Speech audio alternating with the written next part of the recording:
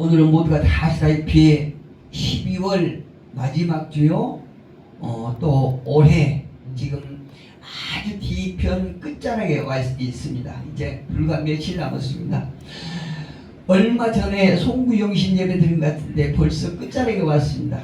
정말로 이 세월이 유수같이 물 흐르듯이 이렇게 흐르네요. 근데 우리가 오늘도 올해의 끝자락에 와서 가만히 돌이켜 생각해 보면 주님의 은혜가 아니면 우리가 정말로 살 수 없는 그런 시간들을 주님의 은혜 가운데 이렇게 보내고 이렇게 끝자락에 와서 오늘도 우리가 제약된 곳에 있지 아니하고 복된 자리에서 복된 곳에서 주님과 깊은 교제 시간 가짐을 우리가 믿습니다. 21세기 세계 지성인이라고 불리는 24인이 모여서 책을 발간했다고 하는데요. 그 책의 첫 장 제목은 무엇이냐? 시간의 창조예요. 시간의 창조.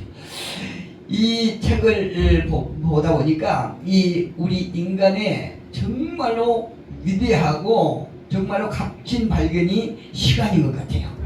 그래서 세계 지성인들 24명이 모여서 책을 발간한 그 책의 제목이 시간의 창조라고 되어 있다고요.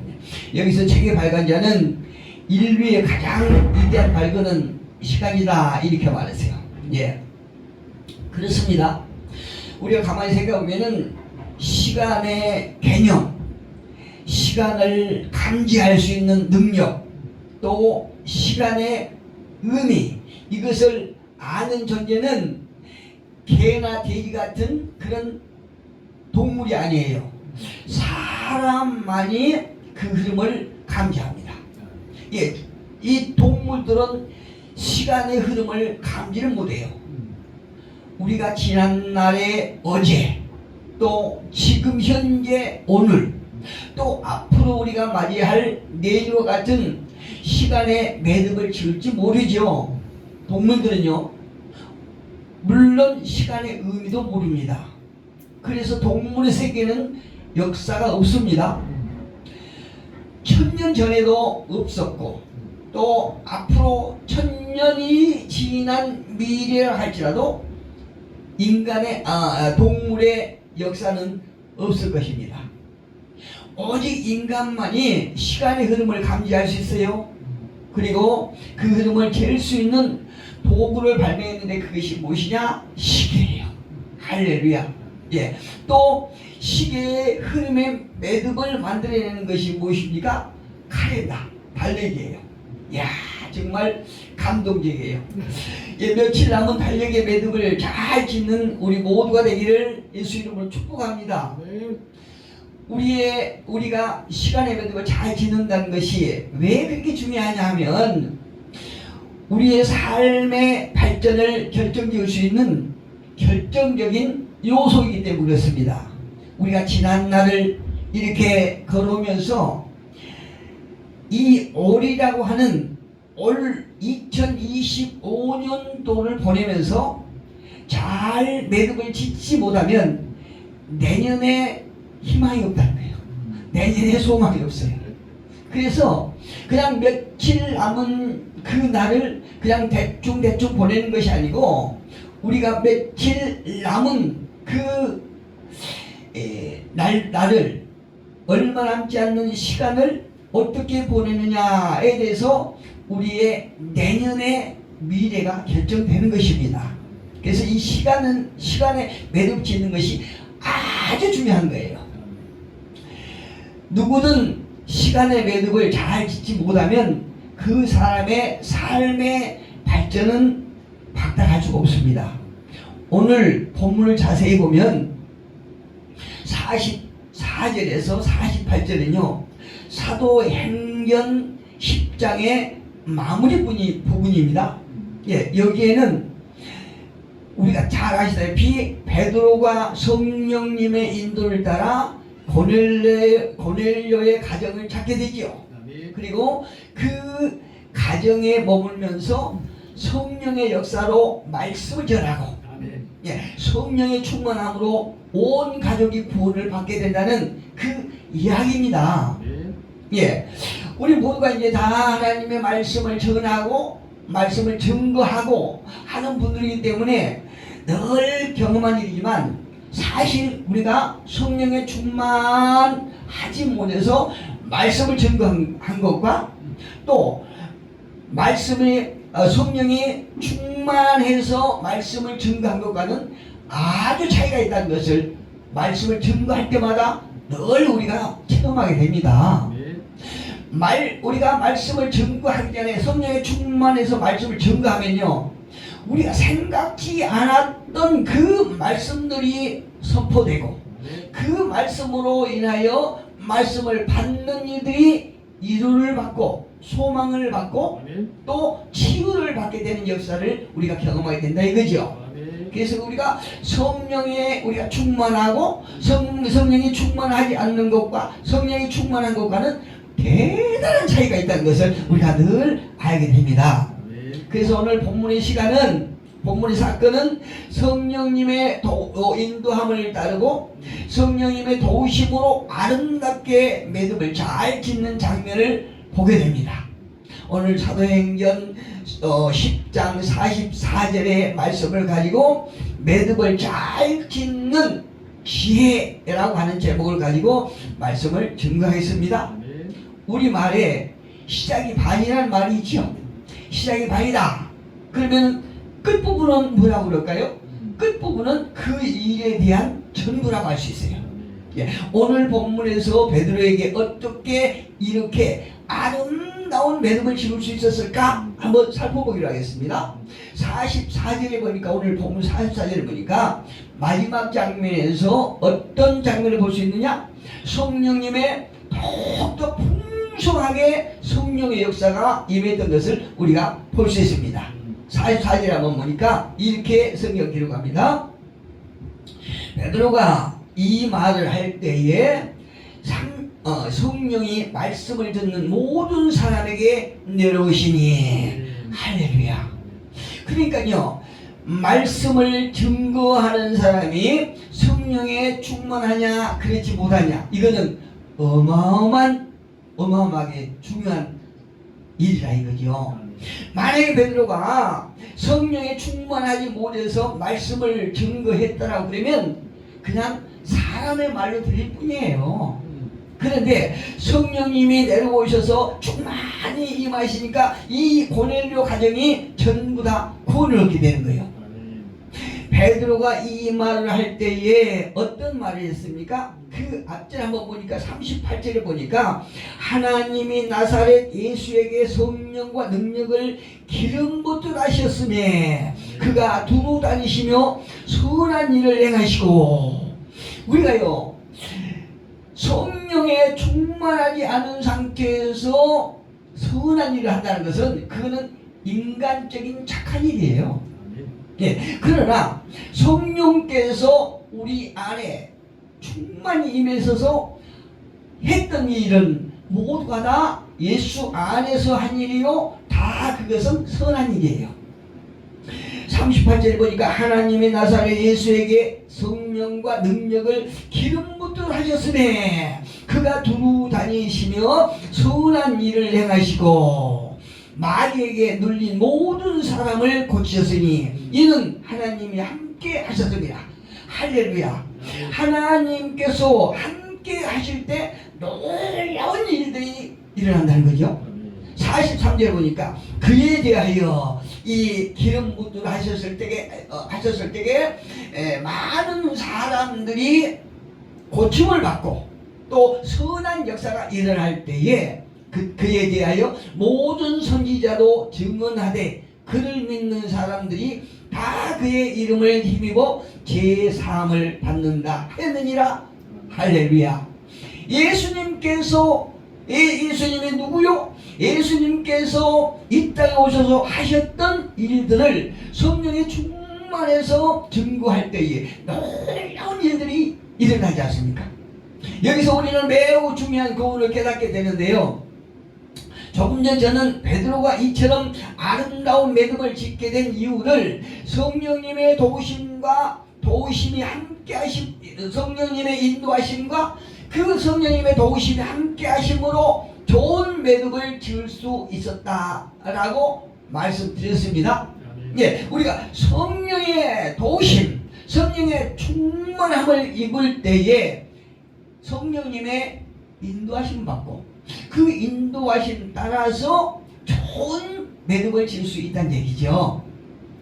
달리 말해서 우리가 사건의 매듭을 지음에 있어서 내 뜻대로, 내 판단대로, 내 감정대로 마무리를 한다라고 하면 결코 그 마무리는 아름다움이 아니라 추악의 매듭을 짓게 된다는 의미예요. 봅시다. 성령을 알지 못하는 세상 사람들은 그 한 하루의 매듭, 또 한 달의 매듭, 한 해의 매듭을 어떤 식으로 짓습니까? 육체의 쾌락을 즐기는데 사용해요. 그것을 매듭을 잘 짓는다고 생각하거든요. 그런데 하나님 보시기에는 그 매듭은 추할 뿐이다 이거죠. 그러나 성령의 충만해서 매듭을 짓는 그 매듭은 아주 아름다운 매듭이 된다 이 말씀이에요. 어떻게 이런 매듭을 지을 수 있을까요? 어떻게 함으로 사도 베드로처럼 또 성령이 충만한 저와 여러분처럼 아름다운 매듭을 지을 수 있을까요? 제가 여기서 잠시 히브리인에 대해서 말씀을 드리려고 합니다. 여러분 잘 아시는 히브리인이라고 하는 그 의미는 무엇이냐면 강을 건넌 사람이라는 의미죠. 히브리인이라고 하는 강을 건넌 사람이거든요. 여기서 단순히 물리적인 이동을 했다는 것이 아니고 우상을 섬기는 세상에서 하나님을 따르는 쪽으로 인생 방향을 완전히 틀었다는 것이에요. 예, 이 히브리인이 유프라데 강을 건넜다는 것은 그냥 강을 건넜다고 하는 그 물리적인 이동이 아니라 강을 건너기 전 우상을 섬기는 그 세상에서 이제 강을 건넌 후에 하나님을 따르는 그런 쪽으로 인생 방향을 완전히 틀었다는 얘기예요.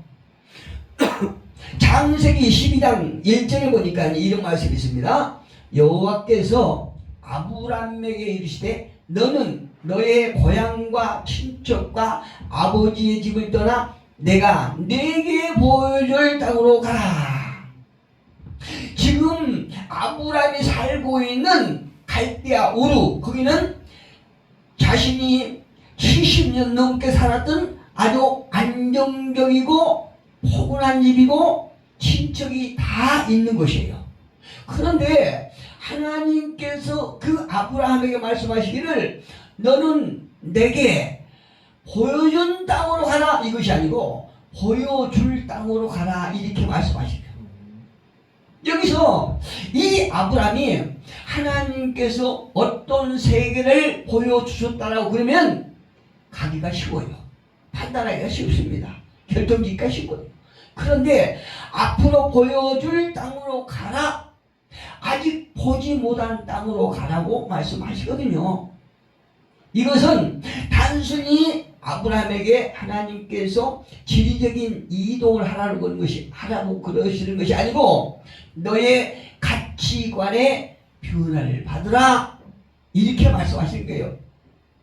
우리가요 올 한 해를 이래 며칠 남겨두면서 새로운 가치관의 전환점이 있기를 예수 이름으로 축복합니다. 이것은 아브라함에게 있어서 눈에 보이는 안정을 뒤로 하고 보이지 않는 길을 선택하는 것이에요. 사람이 나이를 먹을수록요 이 고향을 떠나는 것이 오랫동안 살았던 곳에서 그 자리를 이동하는 것이 굉장히 어렵습니다. 저도요 몇 번 말씀드렸지만 지금보다도 더 젊었을 때에 교회를 하면서 시작하고 한 10 몇 년 지날 동안에는 교회를 옮겨야 되겠다. 그러면 그냥 그 생각을 딱 하고 결정을 순식간에 내렸어요. 그래갖고 교회를 옮기고 이렇게 했거든요. 그런데요, 나이가 조금씩 들고 보니까 교회 옮기가 정말 힘들어요. 한마디로 예전에는 내 생각, 내 판단, 내 결정으로 교회를 팍팍 쏟아쏟아 옮겼지만 이제는 나이가 먹다 보니까요, 하나님께서 확실하게 뭔가 말씀을 하시지 않으면요, 옮기기가 너무 두려운 거예요. 지금 제가 사역하고 있는 이곳은 많이 볼 수 있지 않습니까? 그런데 앞으로 있을 그 사역지는 어딘지 모르기 때문에 못 가는 거예요. 하나님께서 확실한 말씀을 하시기 전에는 못 가는 거예요. 이거에 바로 아브라함에게 눈에 보이는 안경을 뒤로 하고 보이지 않는 길을 선택하는 것이 바로 그가 내가 보여줄 땅으로 가라 이렇게 말씀하고 계십니다. 이것은요, 많은 사람들이 망설이고 두려워하고 있는 어떤 연봉이나 직장을 그만두라는 것이 아니거든요. 인생의 기준을 바꾸라는 결단을 요구하는 것입니다. 할렐루야. 이런 사실을 정확하게 보여준 성경 구절이 어디냐면요, 창세기 13장에 잘 나와 있어요. 창세기 13장 10절을 보니까 이렇게 이런 말씀이 있습니다. 이에 롯이 눈을 들어 요단 지역을 바라본즉 소알까지 온 땅에 물이 넉넉하니 여호와께서 소돔과 고모라를 멸하시기 전이었으므로 여호와의 동상 같고 애굽 땅과 같았더라. 할렐루야. 야, 10절 후반에 보니까요, 한번 여러분 그림을 한번 그려보십시오. 여호와께서 소돔과 고모라를 멸하시기 전이었으므로, 아직은 죄악이 충만하지 않았거든요. 전이었으므로 그것이 어떤 것이었냐, 여호와의 동상 같고 애굽 땅과 같았더라. 너무 아름다운 거예요. 당시 물이 넉넉했다는 것은 물은 그때 당시 생명과 같았지 않습니까? 이 모든 것이 넉넉하고 그야말로 40절 나무님이 푸르고 없는 것이 없었다는 얘기예요. 이 롯이 바라보고 있었던 것이요. 그런데요, 여기서 이 말씀에 대한 결과는 우리가 너무나 잘 압니다. 바로 이 롯의 결과는 결국은 망하고 말했죠. 심판을 받고 말했죠. 그런데 이 바로 말씀 뒤에 보니까 여호와께서 아브라함에게 나타나서 기이한 소망의 말씀을 주신 걸 우리는 잘 압니다. 이에 대해서 사도 바울은요, 갈라디아서 3장 3절에서 너희가 성령으로 시작하여 육체로 마치게 되냐, 롯에게 하는 말이에요. 네가 성령으로 시작해서 하나님 말씀으로 시작해서 육체로 마칠 거냐, 이렇게 묻고 계신 것입니다. 제가 아는 어떤 분은요, 제가 안 지가 오래됐는데 귀한 사역을 하신 분이거든요. 그런데 아주 성령의 사역을 잘 하셨던 분인데 연세가 드시고 시간이 갈수록 이분이 육체적으로 변한 거예요. 돈을 벌기 위해서요, 그냥 어떤 돈에 연관된 걸 찾기 위해서 사방팔방 산으로 바다로 무엇인가 채취하러 다니는 거예요. 목사님이시고 사역자신데. 그런데 그 반면에 어떤 분이 계시느냐, 제가 어떤 아는 단체예요. 부흥단체예요. 근데 부흥단체 가보면 80한 4, 50 되시는 것 같은데 아무개 여자 목사님인데요, 거동이 굉장히 불편하세요. 아주 강단에도 이 부축을 못하면, 부축을 안 해드리면 올라올 수 없어요. 그런데 그 아주 열악한 몸 상태에서도 설교를 하기 위해서 강단으로 부축을 받아서 올라오시는 거예요. 그런데 그 목사님께서 설교를 하시면요, 저처럼 설교 잘 못하세요. 순서가 없어요. 뒤죽박죽인데 저는 그 목사님의 설교를 들으면서 이야, 정말 감동을 많이 받습니다. 왜 감동을 많이 받냐면 저분이 저 연세에 이렇게 몸 상태가, 건강 상태가 안 좋음에도 불구하고 설교를 하지 않을 때는 당신 집에 계실 때는 큰 농사를 짓답니다. 농사를 짓는데요, 한 분씩 순서가 있어서 오시면 강당에 딱 올라와서 그냥 눈물을 흘리면서 예수 십자가만 전하는 거예요, 그분이. 그래서 그분의 설교를 들으면서요, 이야, 정말 저분이 참 아름답다. 저분이 어떻게 해서 사역을 시작하신지 몰라도 지금 집에서 가만히 편안하게 계신 저 연세에 설교를 한다고 저 안도 불편한 몸을 이끌고 강단에 올라오셔서 강단에서 그냥 예수의 사랑, 예수의 십자가 전하면서 눈물을 흘리면서 저를 보면 참 아름답다. 사도 바울이 그랬죠. 너희가 성령으로 시작하여 육체로 마치겠느냐? 많은 사람들이 처음에는 뜨겁게 성령으로 시작했지만 시간이 갈수록 온만 크리스찬일 뿐인 그런 내면의 강을 건너기 전의 모습과 똑같은 그런 사람들이 많이 있더라, 이 말씀이에요. 그렇다면 어떻게 해야 아름다운 매듭을 짓고 더 나은 삶을 살 수 있을까요? 그는 여러 가지가 있겠지만 감사라고 생각합니다. 감사는 믿는 자들에게 반드시 갖춰야 될 덕목이라고 생각하거든요. 그래서 성경에도 많은 군데를 활용해서 감사를 말씀하시죠. 먼저 성령을 매듭짓는 삶은 아름답습니다. 성령을 매듭질 때 마음속에는 감사가 있습니다. 여러분, 활을 쏘는 공사 있지요? 공사에게 활 12개를 줬어요. 12개를 줬는데 11개까지 불발로 그치고 말았어요. 이제 한 발 남았어요. 한 발 남았는데 사탄은 이야, 12발 중에 11발을 불발했으니 너네 이제 끝났다. 너희의 인생은 가망이 없어. 이렇게 속삭이면서 낙심을 하게 하고 그 인생의 먹구름을 갖다 덮습니다.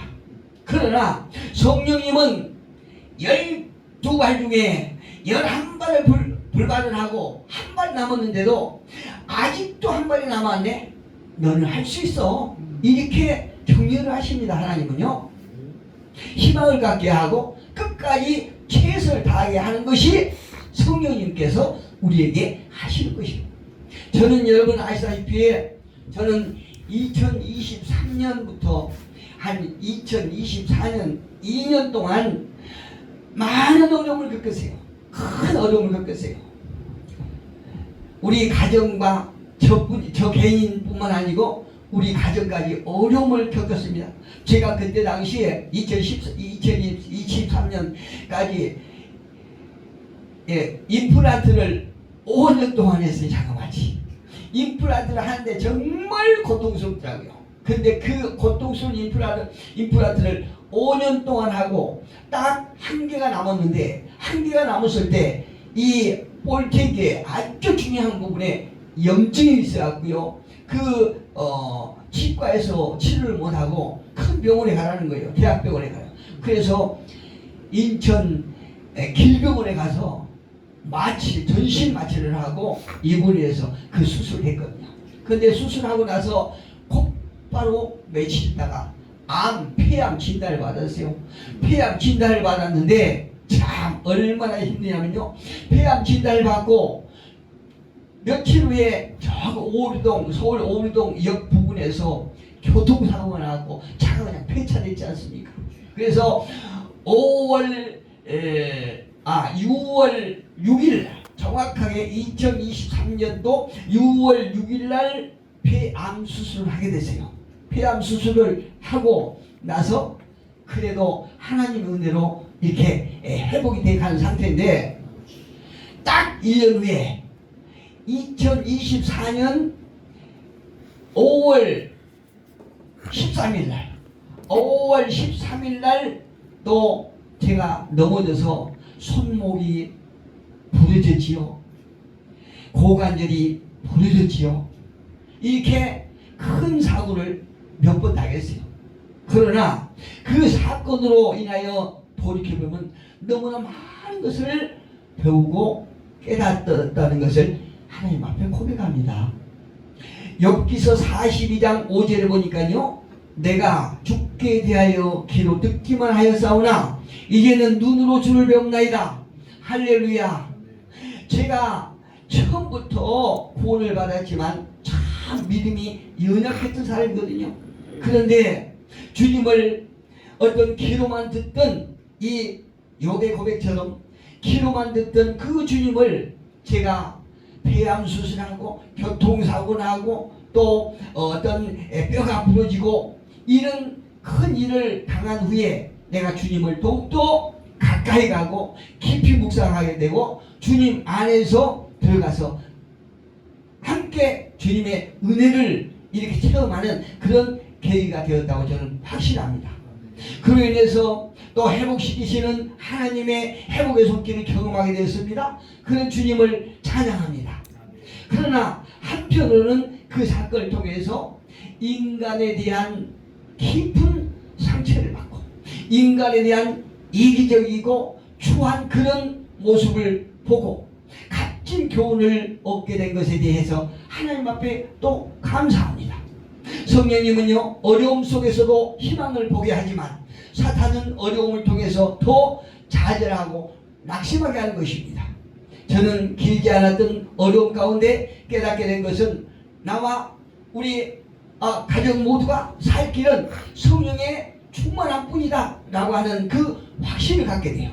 그래서 어떤 인간의 보기에는 연수가 있고 또 나이가 있지만 그럼에도 불구하고 저는 올 이렇게 한 해를 끝자락에 있으면서 내년에는 어떤 이 세상을 바라보는 것이 아니고 더 위의 것을 바라면서 하나님의 부으심에 성령의 강력하심을 경험하고 그래서 남은 생애를 더 값진 삶을 살 수 있을 것이라는 확신을 갖고 오늘 이 주일날 저는 임하고 있습니다. 여러분께서도 오늘 이 올해 이제 며칠 남지 않은 이런 시간이지만 그렇다고 해서 낙심하지 마시고 내년에는 하나님께서 더 좋은 일을 허락하실 줄 믿고 우리가 오직 성령에 충만하여 감사함으로 하나님 앞에 더 나아가는 그런 저와 여러분 되시기를 예수 이름으로 축복합니다.